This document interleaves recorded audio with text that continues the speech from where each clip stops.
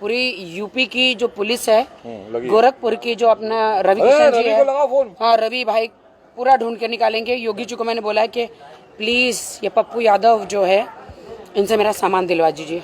बेचारों के साथ कुछ ना कोई उल्टा पुल्टा हो जाता है, कोई भी कुछ चोरी कर लेता है, कभी कोई लूट लेता है। चक्कर क्या है, बाकी थोड़ा कॉन्शियस रहा, कोई तुझे लूट ना पाए। तू लूट ले लेकिन कोई तुझे ना लूट पाए। भाई मैं किसी को नहीं लूटती भाई, मुझे बहुत दुख हो रहा है कि मेरा ड्राइवर जो पप्पू यादव जो यूपी से कहाँ पे एक नहीं एक जगह है, उसने क्या किया? वो सब कुछ चोरी करके चला गया।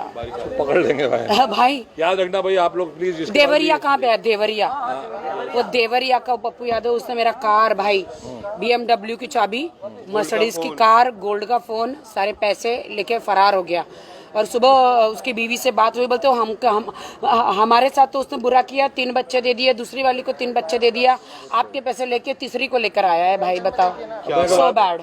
सुन लो प्लीज, आपको समझना पड़ेगा, आपके फोन के अंदर फाइंड माय फोन होता है, वो प्लीज एक्टिव करके रखना ताकि पकड़ ले चोरी जब हो। भाई पूरी यूपी की जो पुलिस है, गोरखपुर की जो अपना रवि किशन जी है, हाँ रवि भाई